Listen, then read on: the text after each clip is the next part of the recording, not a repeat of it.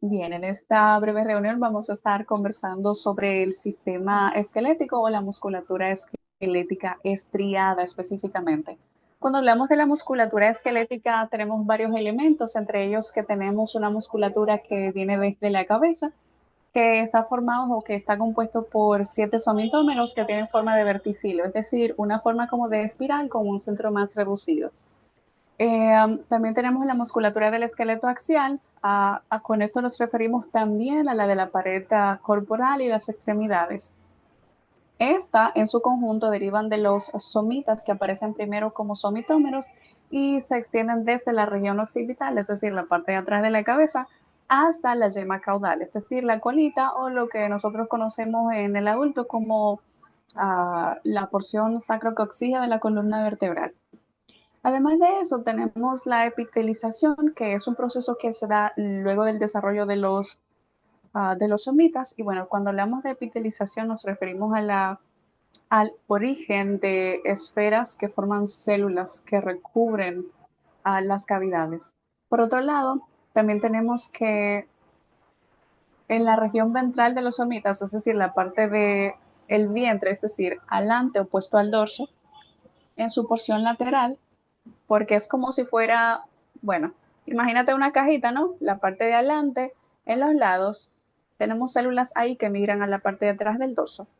Y esas células son las que dan origen a los músculos que se unen al hueso ilioides, o es decir, los músculos infraioides.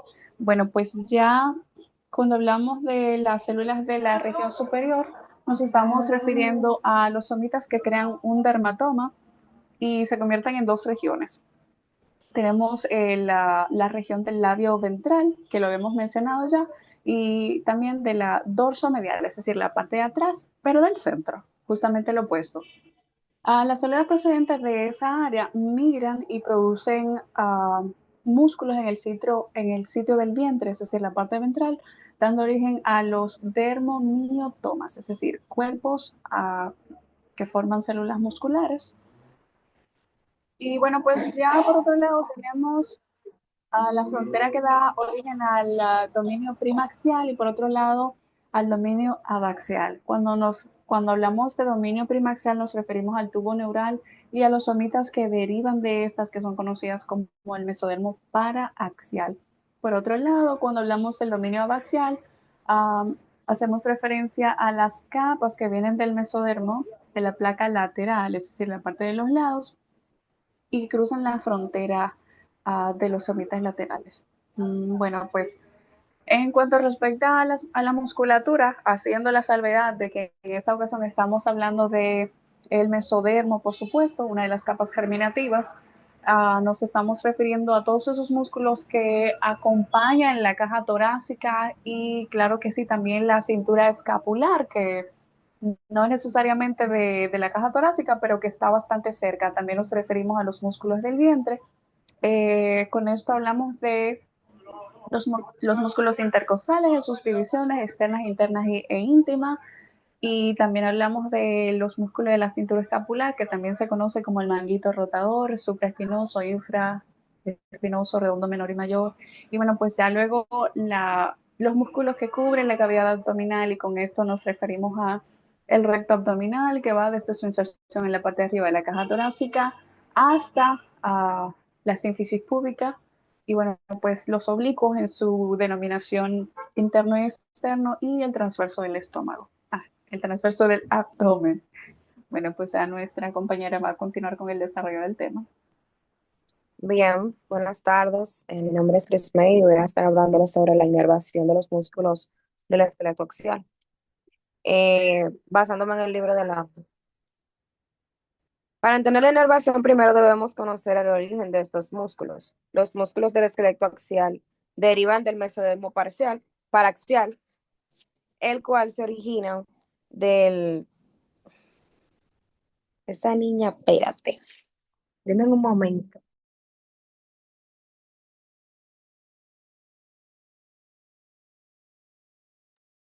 Bueno, en lo que viene Chris Medio, yo puedo pasar a mi parte. Eso, así ahorramos tiempo. Bien, Mi nombre es Cristina Galvá y ahora voy a estar hablando sobre la musculatura según Lachman. Bien, según Lachman, el sistema muscular este se origina principalmente en el mesodermo embrionario. El músculo esquelético deriva del mesodermo paraxial durante la tercera semana de gestación. En esta se forman los llamados somitas.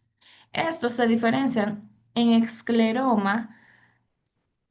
Ajá, estos se diferencian en escleroma por huesos, dermatoma, que también pueden llamarse dermis, y miotoma, que son responsables de los músculos esqueléticos. Bien, las células de este miotoma las células de ese miotoma forman mioblastos, que se fusionan para dar lugar a las fibras musculares estriadas e involuntarias. El miotoma se divide en paraxial o epímero, que forma los músculos inervados por ramos dorsales, e hipaxial, que también se puede llamar hipómero, que se origina en los músculos de la pared corporal, de las extremidades inervados por los ventrales. Los tendones también derivan del sindetoma, que permiten la unión entre músculo y hueso. El músculo liso proviene principalmente del mesodermo esplácnico, que se encuentra en las vísceras, siendo este involuntario. Una excepción importante es el músculo del iris, que este deriva del ectodermo.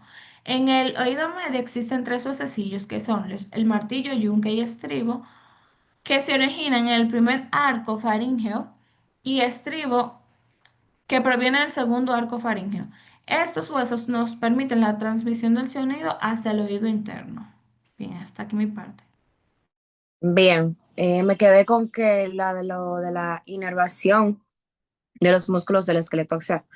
Decía que para entender la inervación primero debemos conocer el origen de estos músculos. Los músculos del esqueleto axial derivan del mesodermo paraxial, el cual se organiza en estructuras llamadas somitas. Cada somita se diferencia en varias partes y una de ellas es el miotoma, que dará origen a los músculos. En la división del miotoma, el miotoma se divide en dos porciones principales, que es epímero, que es la porción dorsal, que da origen a los músculos epaxiales. Estos son los músculos más profundos de la espalda y tienen una principal función, que es la de la expansión de la columna vertebral y el movimiento de la postura. Y luego tenemos el hipómero, que se encuentra en la porción ventral, que da origen a los músculos hipaxiales, incluyendo los músculos de la pared torácica, el abdomen y parte del cuello. En la inervación, los músculos epaxiales están inervados por los ramos dorsales posteriores de los nervios espinales, mientras que los hipaxiales están inervados por las ramas ventrales anteriores de los nervios espinales. Eh, un concepto clave es que los músculos conservan la inervación de un segmento de origen. Esto significa que cada músculo que está inervado por el nervio espinal corresponde al somita del que proviene. Mientras en la migración muscular durante el desarrollo embrionario, algunos músculos, especialmente los hipaxiales, migran a otras regiones del cuerpo. Sin embargo, mantienen su inervación original, ya que llevan su nervio consigo. Este principio es muy importante en la práctica clínica, ya que permite comprender la organización de los miotomas, también ayuda a diferenciar lesiones de nervios espinales y explica por qué ciertas áreas musculares se afectan según el nivel de la lesión. Hasta aquí mi parte. Ok, yo voy a seguir con lo que es el músculo cardíaco y el liso. Y ambos son tipos de músculos involuntarios, fundamentales para la vida, ya que participan en funciones esenciales como la circulación sanguínea y el funcionamiento de los órganos internos. Desde el punto de vista embriológico, lo interesante es entender cómo a partir de capas germinativas relativamente simples se forman tejidos tan especializados y con funciones tan distintas. El desarrollo embrionario del músculo cardíaco se origina principalmente del mesodermo esplácnico, que forma parte del mesodermo lateral. Este proceso inicia muy temprano en el desarrollo embrionario, aproximadamente durante la tercera semana. Y en esta etapa se forma una región llamada campo cardiogénico, ubicada inicialmente por delante de la membrana bucofaringea. Las células de esta zona comienzan a diferenciarse en mioblastos cardíacos, que son los precursores de los cardiomiocitos. A medida que ocurre el plegamiento del embrión, estas estructuras se reubican y forman el tubo cardíaco primitivo, el cual es la base del corazón. Este tubo está compuesto por varias capas y el músculo cardíaco se desarrolla a partir del miocardio, que es la capa muscular. Algo muy importante es que desde etapas muy tempranas, las células del músculo cardíaco empiezan a establecer conexiones entre sí mediante estructuras especializadas que luego se convertirán en los discos intercalares. Estas uniones permiten la transmisión rápida de impulsos eléctricos, lo que hace posible la contracción coordinada del corazón. Un aspecto clave que destaca el libro es que el corazón es uno de los primeros órganos en funcionar y de hecho comienza a latir alrededor del día 22 y 23 del desarrollo, incluso antes de que el sistema nervioso esté completamente formado. Esto se debe a la capacidad de las células cardíacas de generar impulsos eléctricos de manera autónoma, lo que se conoce como automatismo cardíaco. Además, el sistema de conducción del corazón, como el nodo sinoauricular, también se origina a partir de las células especializadas del mismo tejido cardíaco, lo que permite mantener un ritmo constante y coordinado, perdón. Siguiendo con lo que es el desarrollo embrionario del músculo liso, aunque también es involuntario, tiene un desarrollo más diverso y menos centralizado que el músculo cardíaco. En la mayoría de los casos, este músculo se origina del mesodermo esplácnico, especialmente el que rodea el intestino primitivo. Sin embargo, también puede derivar de otras fuentes dependiendo de su localización.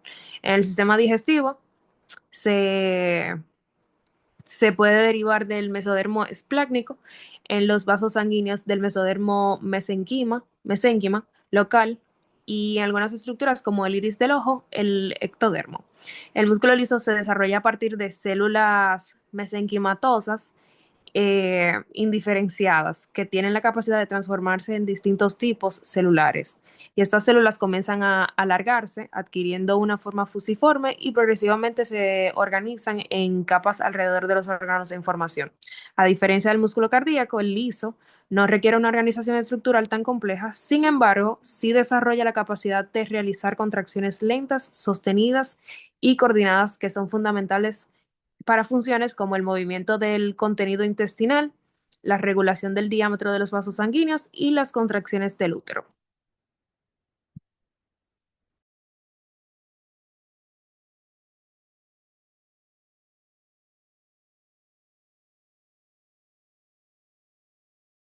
El micrófono, Cristina.